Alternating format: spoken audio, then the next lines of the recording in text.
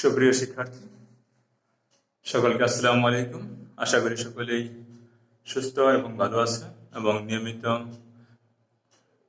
Tangail online স্কুলের ক্লাসগুলো দেখছো।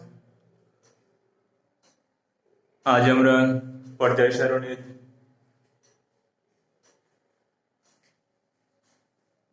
যে সমস্ত বিষয়গুলো আলোচনা করব এর মধ্যে অন্যতম হলো পর্যায়বৃত্ত ধর্ম, দাতব ধর্ম, অদাতব ধর্ম। এই বিষয়গুলো আমরা একটু ডিটেলস জানার চেষ্টা করব। তোমরা খুব মনোযোগ সহকারে খাতা কলম নিয়ে বসবে এবং বোঝার চেষ্টা করবে এবং তোমাদের অন্যান্য যারা বন্ধু ফ্রেন্ডদেরকে রিকোয়েস্ট করবে তারাও যেন ক্লাসগুলো দেখে এবং নিয়মিত পড়াশোনা করে। আর যদি কোনো বিষয়ে বুঝতে সমস্যা হয় তোমরা ইমো অথবা কমেন্টসে অথবা মেসেঞ্জারের মধ্যে জানাবে যে স্যার এই জিনিসটা বুঝতে সমস্যা হয়েছে, এটা আরেকবার রিপিট করে না। I will try my best to make out the topics very easy. যাই হোক, এখন আমাদের পড়াশোনায় চলে যাওয়া যাবে। তাহলে আজকে আমরা প্রথমে দেখব পর্যায়বৃত্ত ধর্ম আসলে কি বোঝায়। তার আগে একটা জেনে নেই যে আসলে পর্যায় বলতে আসলে কি বুঝি। পর্যায়বৃত্ত মানে একটা সাইকেল বা চাকা, বৃত্ত মানে একটা সাইকেল বা চাকা, আর পর্যায় মানে পর্যায়ক্রমে। ঘটনাটা কেমন একটা উদাহরণ দিই, তারপরে আমরা পড়ায় চলে আসি। যেমন তুমি যদি মনে করো যে আমাদের অথবা একজন মানুষের জীবন হলো 60 বছর অথবা 80 বছর, এটা হলো তার জীবনকাল, অর্থাৎ এটা হলো তার একটা জীবনের একটা পরিসীমা, একটা বৃত্ত। এখন এইটাকে আমরা যদি কয়েকটা স্টেজে ভাগ করি, 10, 20, 30, 40, 50, 60 এই পর্যন্ত, 70, 80, তাহলে এটা আমরা একটা মানুষের জীবন বা সাইকেল বা পর্যায়ে যদি ভাগ করি। এবার আমরা এই যে বৃত্তটাকে পর্যায় বলছে, কয়েকটা পর্যায়ে ভাগ করলাম, যেমন 20, 40, 60, 80 এরকম। এখন একটু খেয়াল করে দেখো, প্রত্যেকটা মানুষেরও কি একটা এনার্জি আছে না, শক্তি আছে না। তাহলে একটু চিন্তা করে দেখো, মানুষের এই জীবনকালের মধ্যে মনে করো যে 40 বছর পর্যন্ত বা 50 বছর পর্যন্ত মানুষের যে শক্তি আছে, শক্তিটাকে আমরা ধরলাম একটা মানুষের যে এনার্জি বা শক্তি, এটা একটা ধর্ম। এই শক্তিটা খেয়াল করে দেখো, একদম যখন শিশু থাকে, বাচ্চা থাকে, তাদের শক্তির এনার্জিটা কম থাকে। এরপর যখন সে পূর্ণবয়স্ক প্রাপ্ত হয়, অর্থাৎ 30, 35 যখন হয় বা 40, তখন তারা কিন্তু পরিপূর্ণ এনার্জি তারা পায় বা শক্তি লাভ করে। এর পরবর্তীতে আবার দেখবে যখন আবার বয়স যখন বেশি, অর্থাৎ 50-এর আপ হয়ে যখন আস্তে আস্তে শক্তিটা কমতে থাকে, অর্থাৎ এনার্জি লেভেলটা মানুষের জীবনের সাথে ধারাবাহিকভাবে কি পরিবর্তন হয়। আর এটা কি বলবো আমরা, পরিবর্তন। মানুষের বয়সটা বৃদ্ধির সাথে সাথে কি হলো, বৃদ্ধির সাথে সাথে শক্তিটা কি হয়, একটা সার্টেন মধ্যে বাড়লো, পরে আবার কমা শুরু করে। তারপরে একটা ধারাবাহিক হবে। যেমন যদি 50 পর্যন্ত যদি এন্ড টাইম ধরি আমরা, 50 পর্যন্ত ধীরে ধীরে বাড়ছে, অর্থাৎ শক্তিটা কি ধারাবাহিকভাবে পরিবর্তন হচ্ছে।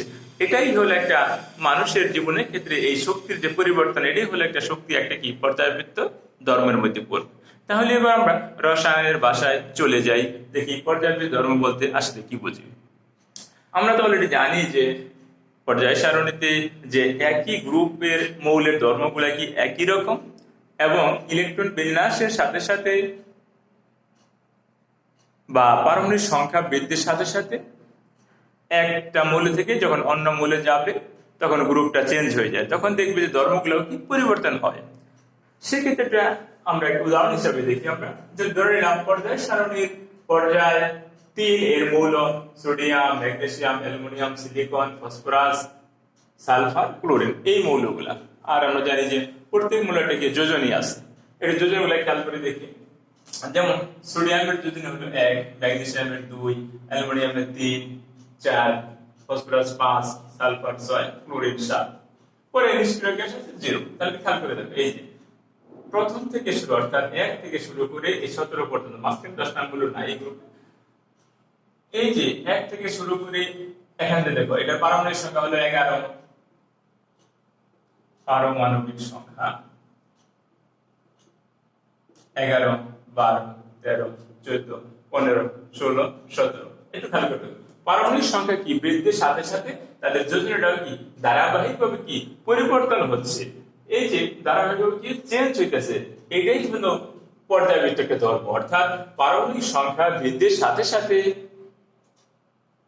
যে সকল ধর্ম কি পর্যায়ক্রমে অর্থাৎ ধারাবাহিকভাবে পরিবর্তন হয়, এই সমস্ত ধর্মগুলা কি বলা হয়? পর্যায়বৃত্ত ধর্ম। আর এই পর্যায়বৃত্ত ধর্মের আমি একটা ভালো একটা সংখ্যা লিখে রাখছি, একটু দেখবেন, কঠিন যদি মনে হয় তাহলে এটাই লিখবে যে পারমাণবিক সংখ্যা বৃদ্ধির সাথে সাথে যে সকল ধর্ম পর্যায়ক্রমে পরিবর্তন, সেটা কমতেও পারে বাড়তেও পারে, পরিবর্তন ঘটে, তা সেই সকল ধর্মকে বলা হয় পর্যায়বৃত্ত ধর্ম।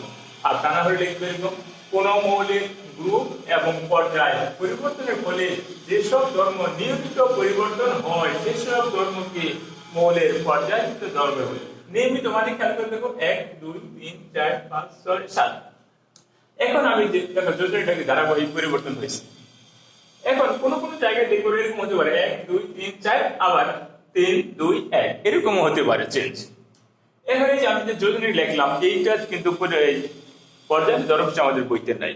যে কোনো একটা মৌলেরই বা একটি গ্রুপ বা একটি পর্যায়ের ক্ষেত্রে আমরা দেখি যে দুই ধরনের ধর্ম আমরা লক্ষ্য করি, একটা হলো ভৌত ধর্ম আর একটা হলো কি রাসায়নিক ধর্ম। এবার আমি এই যে প্রথমে যেটা বললাম যোজনী, গলনাঙ্ক, স্ফুটনাঙ্ক, ঘনত্ব, এসকল হলো ভৌত ধর্ম। আর আমাদের বইতে যে ধর্মগুলো আলোচনা করা আছে সেগুলোর মধ্যে হলো পর্যায়বৃত্ত ধর্মগুলোর মধ্যে আছে পরমাণুর আকার অথবা পারমাণবিক ব্যাসার্ধ, ধাতব ধর্ম, অধাতব ধর্ম, আয়নীকরণ শক্তি, ইলেকট্রন আসক্তি ও তড়িৎ ঋণাত্মকতা। এইগুলাই হলো পর্যায়বৃত্ত ধর্ম। তাহলে আমরা পর্যায়ক্রমে এগুলোর দিকে চলে যাব। আশা করি তোমরা অলরেডি বুঝতে পেরেছো পর্যায়বৃত্ত ধর্মটা কি। তাহলে এবার আমরা ধারাবাহিকভাবে আমাদের টপিকসে চলে যাব।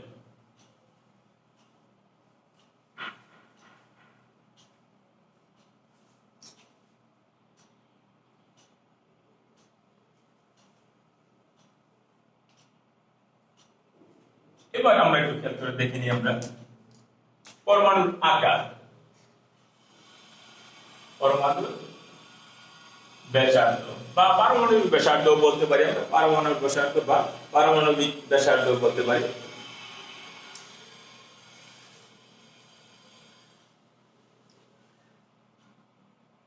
পারমাণবিক ব্যাসার্ধ অথবা পরমাণু আকার। এই যে 1 নম্বর পয়েন্ট, পরমাণুর আকার বা ব্যাসার্ধ যে একটা পর্যায়বৃত্ত ধর্ম সেটা আমরা কিভাবে বুঝবো। আর এই যতগুলো ধর্ম আছে এই পরমাণুর আকারটা খুব ভালোভাবে মনোযোগ সহকারে বোঝার চেষ্টা করো। এটা বুঝলে আমাদের অন্যগুলা বোঝা তুলনামূলক সহজ হবে। তাহলে আমরা চলে যাই পরমাণুর আকার, অর্থাৎ পরমাণুর আকারটাও কিভাবে একই পর্যায় বা একই গ্রুপে ধারাবাহিকভাবে কিভাবে চেঞ্জ হয় সেটা আমরা দেখি। আমরা একটু লিখে নিই প্রথমে একই পর্যায়। একই পর্যায়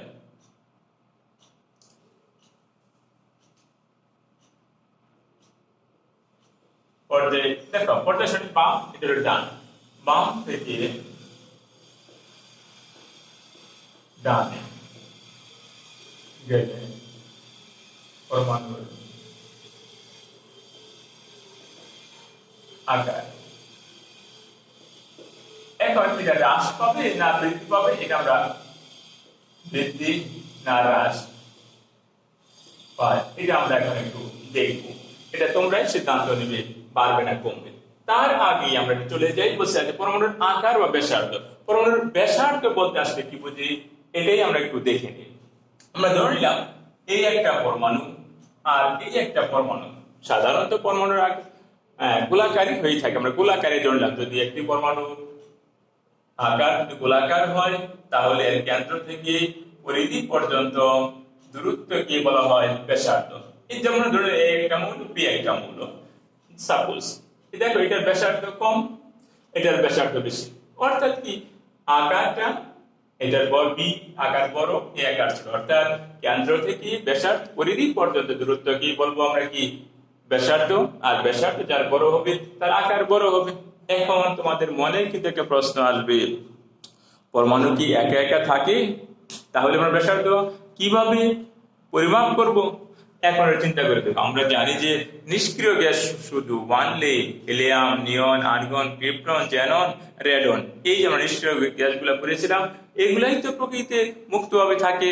তাহলে তাদের নয় ব্যাসার্ধ মাপলাম, কিন্তু তাহলে অন্যান্য মৌল তো আর নিষ্ক্রিয়ভাবে থাকে না, তাহলে সেগুলোর ব্যাসার্ধ আমরা কিভাবে মাপবো?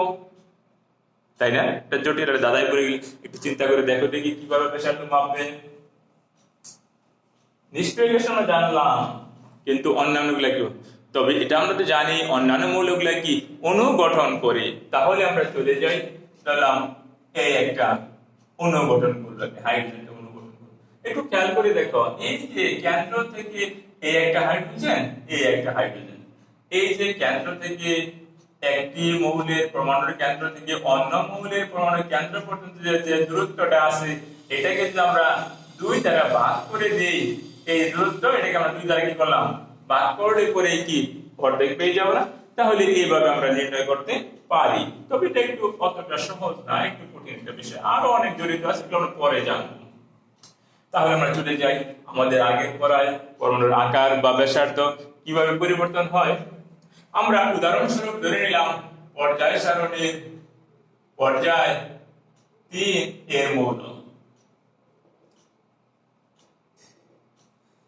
সোডিয়াম, ম্যাগনেসিয়াম, অ্যালুমিনিয়াম, অর্থাৎ একই পর্যায়ে বাম থেকে ডানে গেলে কিভাবে আকার পরিবর্তন হয় একটু খেয়াল করে দেখো।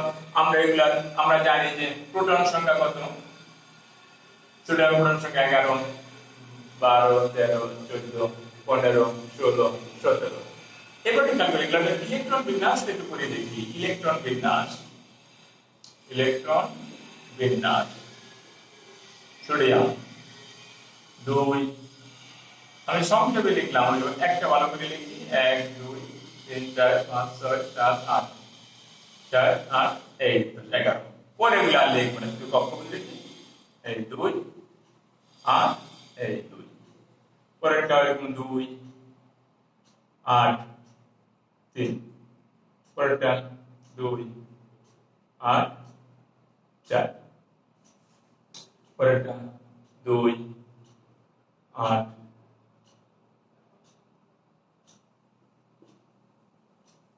5। এইভাবে একটু আরো সামনের দিকে গেলাম। এখানে তুমি দেখতে পাবে যে 2, 8, 7, 2, 8, 7, 2, 8, এটা হলো 6, এটা হলো 7, আমি লিখলাম। একটু খেয়াল করে দেখুন, একই পর্যায়ে আমরা যতই বাম দিক থেকে ডান দিকে অগ্রসর হই, এদের ইলেকট্রন বিন্যাস যদি খেয়াল করে দেখো, 2, 8, 1, 2, 8, 1, 2, 8, 2, 2, 8, 3, 2, 8, 4। অর্থাৎ দেখো, এটা শেষ কক্ষপথ 1টা, 2টা, 3টা, 4টা, 5টা, শক্তি স্তর 1, 2, 3, 1, 2, 3, 1, 2, 3। অর্থাৎ এদের পর্যায় সারণীর উদাহরণস্বরূপ আমরা পর্যায় 3 এর মৌলগুলো নিয়ে দেখি। ইলেকট্রন বিন্যাস করে দেখা যায়, একই পর্যায়ে বাম থেকে ডান দিকে যতই যাওয়া যায়, এদের কক্ষপথ সংখ্যা 3টাই থাকে, কিন্তু শেষ কক্ষপথে একটা করে ইলেকট্রন বৃদ্ধি পাচ্ছে। আর সেই সাথে দেখো, প্রোটন 11, 12, 13, 14, প্রোটনও কিন্তু একটা করে বৃদ্ধি পাচ্ছে। আমরা জানি প্রোটন হলো পজিটিভ আর ইলেকট্রন হলো নেগেটিভ। তাহলে প্রোটন আর ইলেকট্রন পরস্পর কি করবে? আকর্ষণ করে। অর্থাৎ দেখো, বাম থেকে যতই ডান দিকে যাওয়া যাবে, প্রোটন সংখ্যা 11, 12, শেষ করে 2 এটা বাড়ছে। অর্থাৎ কি প্রোটন সংখ্যা বৃদ্ধির সাথে সাথে ইলেকট্রন সংখ্যাও বাড়ছে, ফলে এদের মধ্যে আকর্ষণ বৃদ্ধি পায়, অর্থাৎ আকর্ষণ বলটা বৃদ্ধি পায়।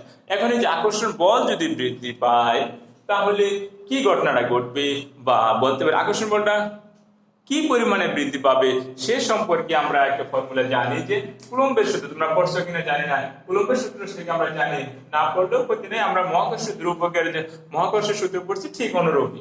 ধরুন আমরা দুটি সূত্র অনুসারে আকর্ষণ বলটা হলো আদান দ্বয়ের গুণফলের সমানুপাতিক এবং দূরত্বের বর্গের ব্যস্তানুপাতিক। অর্থাৎ একটি পরমাণুর মধ্যে আকর্ষণ বলটা কাজ করবে হলো আদান দ্বয়ের গুণফলের সমানুপাতিক।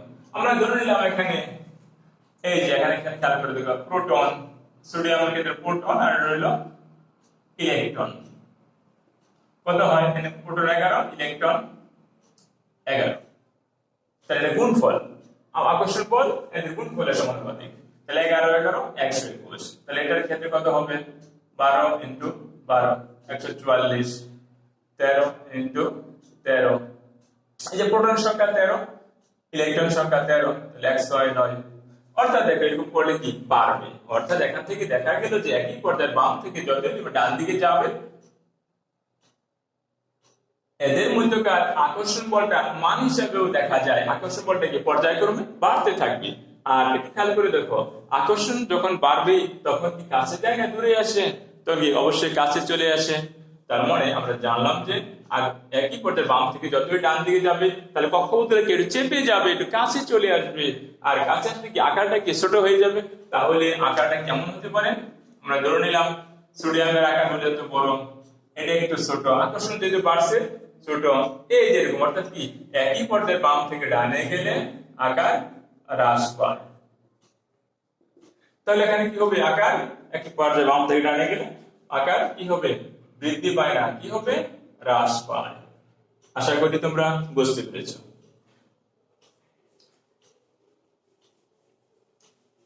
এবার আমরা দেখব একই পর্যায়ে না একই গ্রুপে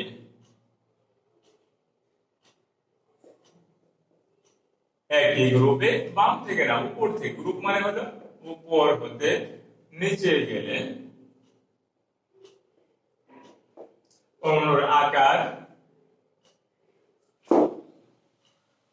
বৃদ্ধি পায় না হ্রাস পায়। আমরা দেখবো যেমন এক নাম গ্রুপ 1, আমরা একটা কাজ করে দেখি। গ্রুপ 1 এর মৌল কি আছে? হাই, লিন, না, কে, রুবি, সাজাবে, ফ্রান্স। একটু খেয়াল করে দেখো, এটা ইলেকট্রন ব্রাঞ্চ কল করে 1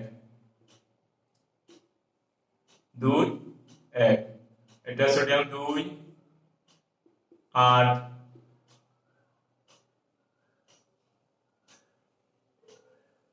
1, এই পটাশিয়াম কল করে 8 8 1। একটু খেয়াল করে দেখো 2 8 8 1, এই নিচে আরো বাড়বে। একটু খেয়াল করে দেখো দেখি একই গ্রুপে যতই আমরা উপর থেকে নিচের দিকে যাচ্ছি, দেখো শেষ কক্ষপথে শক্তিস্তর ইলেকট্রন সংখ্যা কিন্তু শেষ কক্ষপথে বাড়ে নাই, কিন্তু একটা দুইটা তিনটা চারটা শক্তিস্তর, অর্থাৎ শক্তিস্তর সংখ্যা কি বাড়ছে। আর শক্তিস্তর সংখ্যা বাড়লে মানে নতুন নতুন শক্তি যোগ হচ্ছে, আকার কি বড় হবে। সেক্ষেত্রে একটু খেয়াল করে দেখো এই যে আকর্ষণ বলটা কি দূরত্বের বর্গের ব্যস্ত সমানুপাতিক। আকর্ষণ বল দূরত্বের বর্গের ব্যস্ত, অর্থাৎ দূরত্ব যত বাড়বে বল তত কমবে। তাহলে এখান থেকে খেয়াল করে দূরত্বটা কি বেশি, বল কম। তার মানে এটাও কি দূরত্ব সবচেয়ে কম, বল বেশি। দূরত্ব কম, বল বেশি। বল যদি দেখো দূরত্ব বেশি তাহলে বল কি কম, তার মানে আকর্ষণ বলটা কি কম। একই গ্রুপের উপর থেকে যতই নিচের দিকে যাওয়া যায় তত কি আকর্ষণ বল কমতে থাকে, ফলে কি হয় আকর্ষণ বল কমে। তবে আবার একটু খেয়াল করে দেখুন নিচ থেকে কি আকর্ষণ বলটা কমছে, কিন্তু এখানে খেয়াল করে দেখো শক্তিস্তর সংখ্যাটা কি বেড়ে যাচ্ছে না। আর শক্তিস্তর যতই বেড়ে যাবে আকারটা কি তত বাড়বে, কারণ আমরা জানি যে কোনো আকর্ষণ বাড়লো তার থেকে শক্তিস্তর যোগ হওয়ার জন্য আকারটা আরো বড় হবে। অর্থাৎ একই গ্রুপে উপর থেকে নিচের দিকে যাওয়া যায়, আকার কি হয় বৃদ্ধি পায়, আকার বৃদ্ধি পায়। এবার একটু খেয়াল করে দেখো আমরা এটা জানলাম যে একই, তাহলে দেখো ধারাবাহিকভাবে কি আকার হ্রাস পাচ্ছে আর না আকার কি বৃদ্ধি পাচ্ছে, আর একই পর্যায়ে গেলে আকার একই পর্যায়ে আনিসে হলো কি গ্রুপ, এখানে কি আকার বৃদ্ধি আকার হ্রাস। এবার তোমাকে প্রশ্ন দিল যে সাপোজ বললো যে ক্লোরিন আর হইল নাইট্রোজেন এর মধ্যে কোনটির আকার বড়। একটু খেয়াল করে দেখো, আমরা ইলেকট্রন বিন্যাস করব। নাইট্রোজেন 2 7 না 2 আর হইল 5, ক্লোরিন 2 7।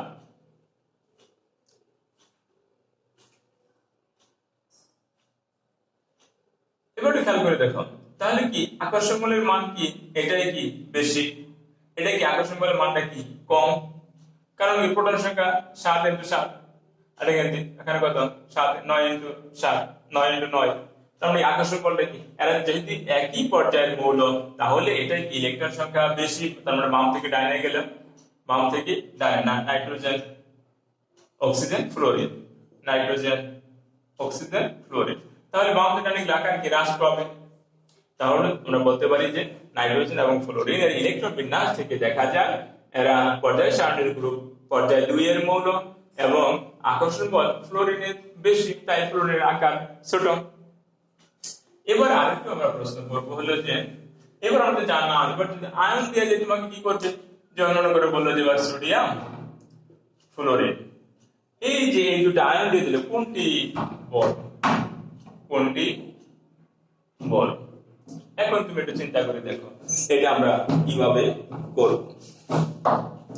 এবার একটু খেয়াল করে দেখি আমরা ওই যে সূত্র অনুসারে আমরা জানি আকর্ষণ বল F সমানুপাতিক E1 সোডিয়াম প্লাস এর ক্ষেত্রে একটু খেয়াল করে দেখো,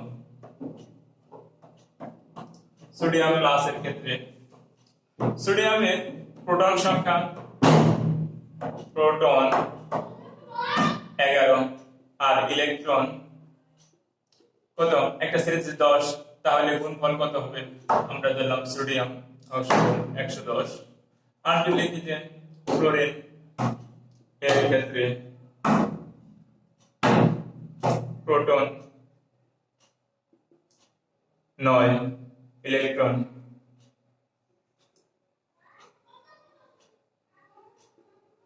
10, তাহলে গুণফল কত,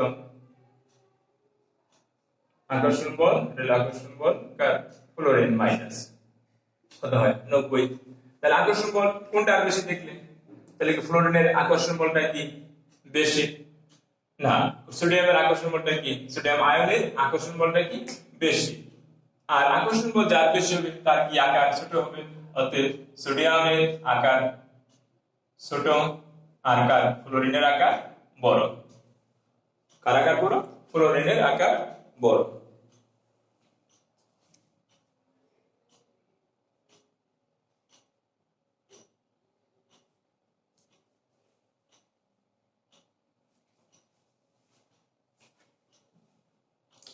এই যে এইভাবে বললাম এটা আমরা আরেকভাবে ব্যাখ্যা করতে পারি, একটু খেয়াল করে দেখো সোডিয়ামের ইলেকট্রন বিন্যাসটা করি আমরা 2